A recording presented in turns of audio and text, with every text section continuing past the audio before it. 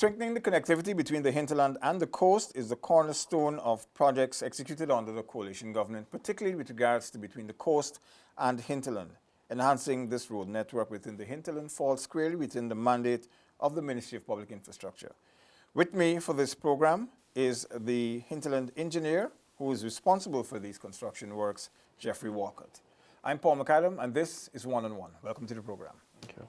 Now, what are some of the projects completed so far under the 2019? We're just over the half-year mark. What are some of the major projects completed so far? All right, so just for a bit of context, the hinterland program covers regions 1, 7, 8, 9, and 10.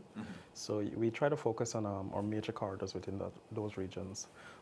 So within region 1, we would have effectively completed the project, the major corridor completed is Port Kaituma to Barmita. Within Mabaruma sub-district, we're actually working on Wanaina to Yarakita, heading in that direction. In Region 7, we're continuing works with the Baratika-Patara corridor, and we've recently completed 4 to 5 mile as a rigid pavement. Within Region 8, our projects haven't started as yet, so we're still waiting for that to come off the ground. Within Region 9, we're in the third phase of our upgrade to Barak Retreat, which is the main access road in Lethem. And within Region 10, those projects are currently ongoing, so no major activities completed as yet. Okay, now what are some of the difficulties in getting these projects to the stages that they're at right now? Well, I think one of the things that I can really say with the hinterland projects, the challenges vary greatly depending on where you are. So take, for example, I wouldn't say the weather is a challenge. I think the unpredictability of the weather and the extended duration of the wet season actually gave us a reasonable setback in terms of the project being able to start on time.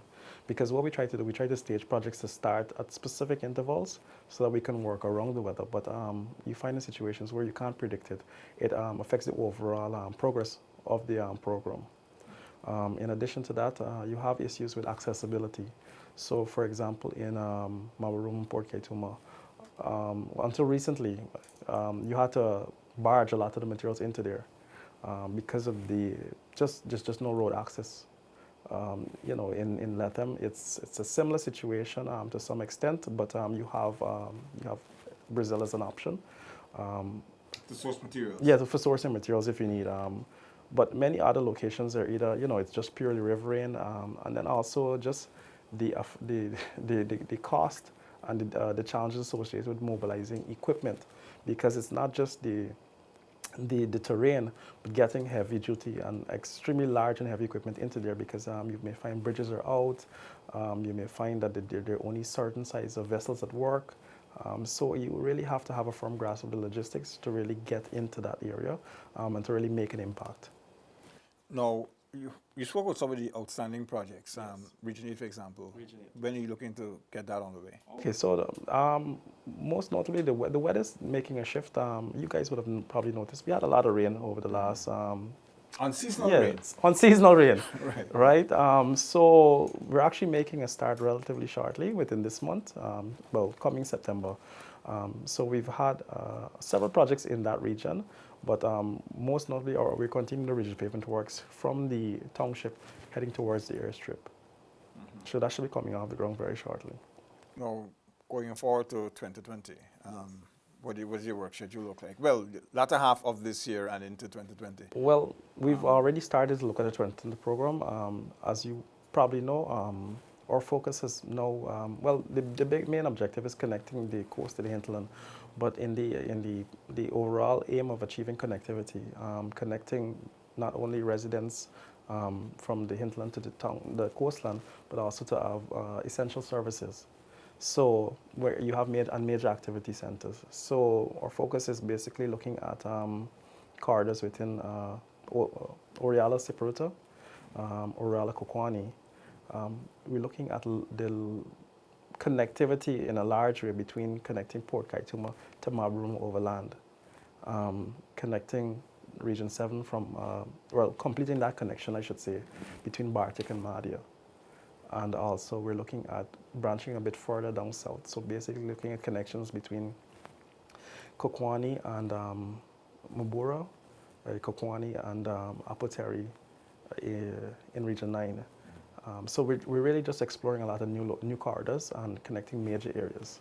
No, I'm thinking that as you go along this road, so to speak, be opening up new areas Absolutely. and expanding. Absolutely. So, and I understand you now have a maintenance program in terms of just doing a road and leaving it. Yeah. How is the maintenance program contributing to, well, not just saving money, but the overall program in terms of using funds? You could probably use funds to expand into other areas. So before a long time, there was not a full-fledged maintenance program. So we actually collaborate a lot with our sister agency, Ministry of Natural Resources, through GGMC.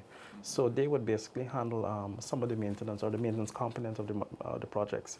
So what we found is that when you build a new piece of infrastructure, unless you actually schedule some amount of maintenance, it's going to deteriorate relatively quickly, or a lot faster than you would like that to happen. So to protect the asset, to save and maintain that value, we've implemented or at least tried to promote routine maintenance, which happens over an annual cycle. So you try to stage it between dry seasons so that once the road is actually in a condition to be maintained, you can respond quickly, and you have contractors that are based in that location throughout the entire year. And there's an incentive, or I should say there's a penalty for not maintaining the road up to certain standards. So that's something that we've been trying to get fully on stream for a lot of the major corridors. No, you touched on something in terms of contractors being based close to the areas that they're maintaining.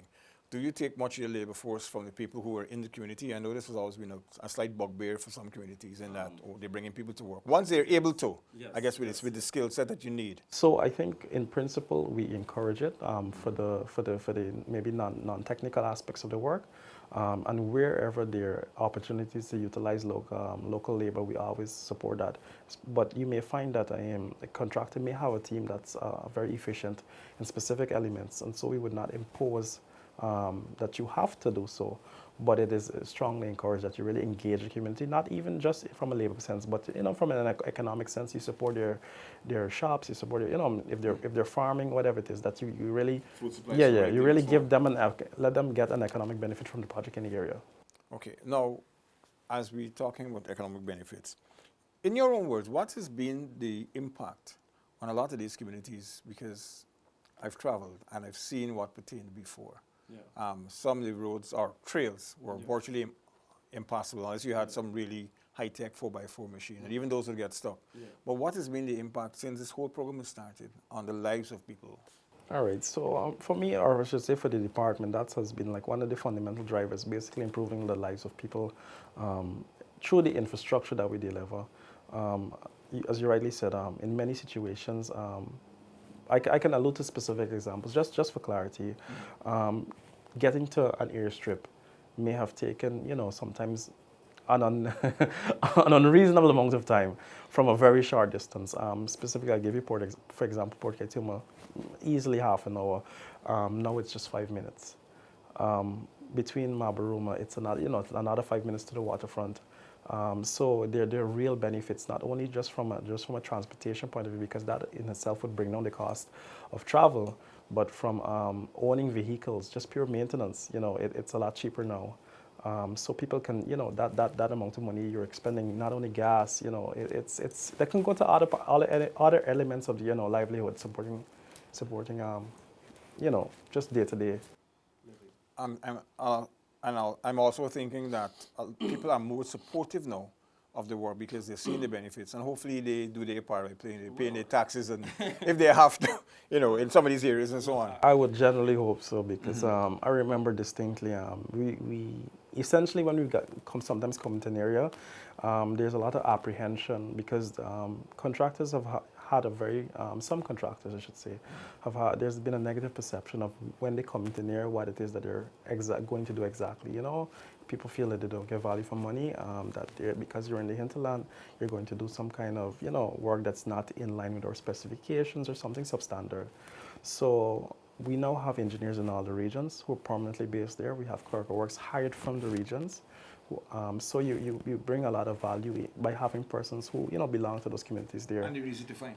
Well, not as easy to find as you think, but it's good to have somebody they from have the buy-in because they belong to the community. They belong to the community, and apart from that, you find that